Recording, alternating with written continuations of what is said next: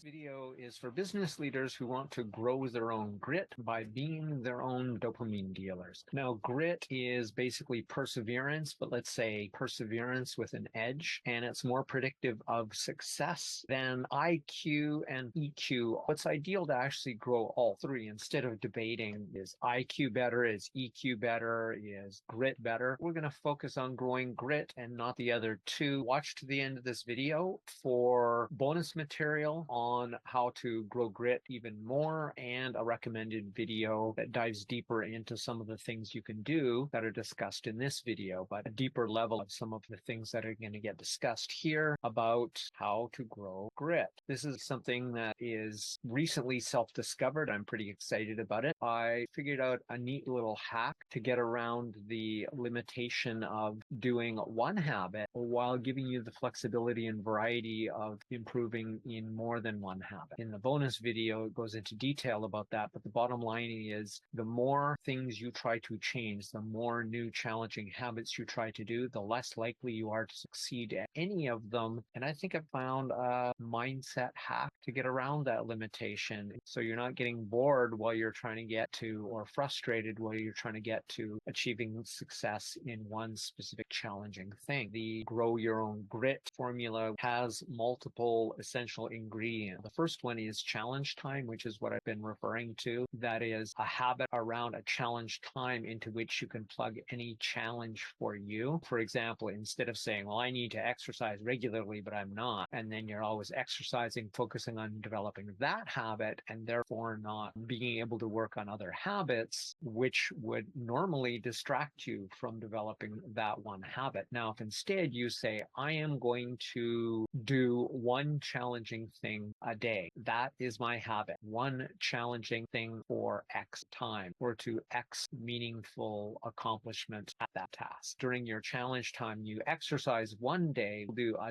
different challenge time, a different challenge task during your challenge time. So really you want to form the habit of doing one daily challenging task for a set period of time or a set number of repetitions, depending what it is. I'm going to exercise on Monday, Wednesday, and Friday, and Tuesday, Thursday, and Saturday. I will write for 1 hour, 1,000 words, or one chapter, whatever you set, but it's during the same time, and your goal is to work on something challenging to you. And let's say instead you only do it 2 days a week. So you're going to do Monday and Wednesday, you'll exercise. Tuesday and Thursday, you will do your writing. Friday and Sunday, do some challenging new learning. Remember, you want this to be something that's challenging. If it's easy, then you're not developing grit. That's an essential component, is that what you're striving to do must be challenging for you. If you are not struggling, if you are not working within that growth mindset, you can't grow grit from doing what's easy. It must be grown from doing what's hard and doing it consistently. It doesn't matter what it is. Do something that is challenging for you. You do it at the same time. So you've now put in 6 days a week of challenge time, a singular idea, a singular activity. It isn't what you do during that time that's critical. It's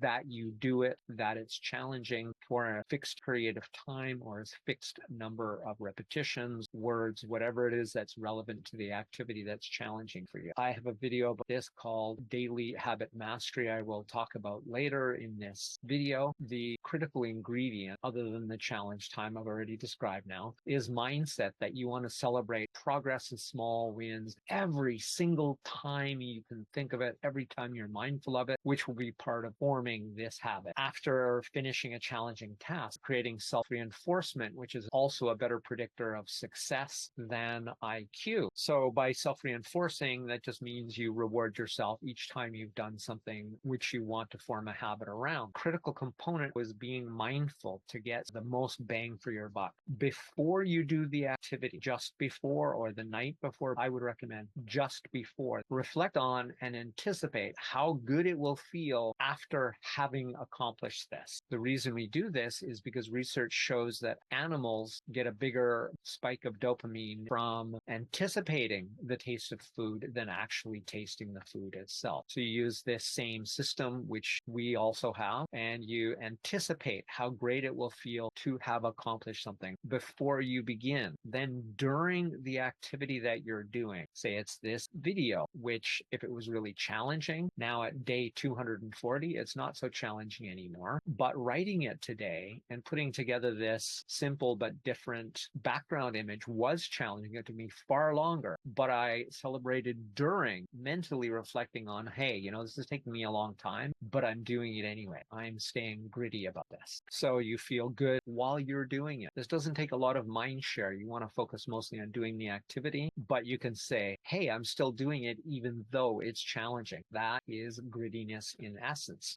After the activity is over, you can also reflect at that point. It's that acknowledgement, that celebration, that dopamine hit and being mindful. Here's the part that I sort of discovered. I actually did this and I was mindfully aware of how it felt in my body to actually feel the dopamine hit that you get. I remember taking a program, somebody who is a specialist online for gamification, and at the end of finishing your accomplished goal for the day, there's like a cha-ching, like a cash register. And I actually noticed how visceral, how much I could actually feel, oh, well, that's a good reinforcement. It works because I felt the excitement, that rush sort of in your stomach, the butterflies. So I found the same thing with this. This is what created this idea for me. It was like, if I am mindful after that I just finished something really worth doing, then I can feel really good about it and be mindful of the physiological arousal as well as mindful that I've accomplished the task. Now, there's an experiment done a long time ago. I'm just going to call it the shaky bridge experiment. It's a very famous experiment in psychology where some researchers made a bridge that shook. And what they were doing is they were trying to decide whether physiological arousal, which could be fear, but it could be attraction, it could be getting ready to fight, it could be any number of things that increases your metabolism, gets you ready for fight, flight, freeze, whether that physiological arousal, in what situation would we assign it differently? Physiological arousal plus context, the situation in which the physiological arousal, the excitement happens in, plus your mindset equals the meaning. So they had people walking across this bridge and then they shook the bridge and that scared people. So now they have essentially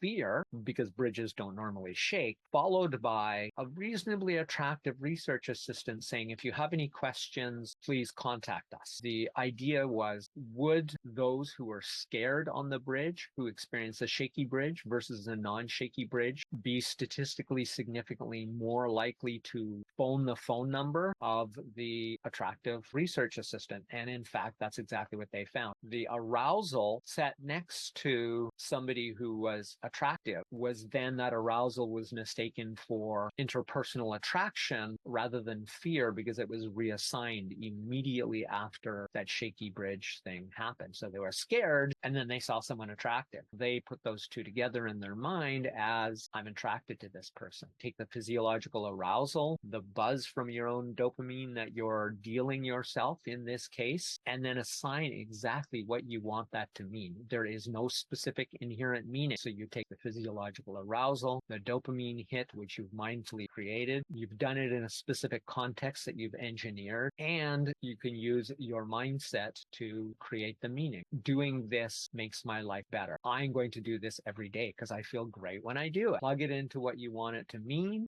That's the meaning that it will take on. Reality is, to quite a degree, user defined. Even if you're going, well, I know I'm doing this, I'm not tricking myself. Well, in fact, you can trick yourself because your body and your brain really don't care. Thank you for watching this far. Where to the bonus material is really from Mark Twain, Eating the Frogs. You take what I just talked about, this challenge time, this challenge task that you're going to do ideally every single day is the best because of habit formation. You eat the frog, you do the most difficult and challenging thing of your day first. Now, the important thing here is because it's the first first, the top, and the only priority you have until it's completed. It also assures you complete that challenging thing. And there's lots of reasons the bonus video that I will tell you about in a moment gets into, but the upshot is willpower is finite. And for the things that are challenging, by doing them first, you've used the willpower where you had to use the willpower. And as you form a habit, you will need less and less willpower, and more habitual that behavior becomes, even if it is just a challenge time every single day, first thing. When you reflect on the fact that your challenging thing is now done because you did it first thing in the day, and you did the most challenging thing first, it will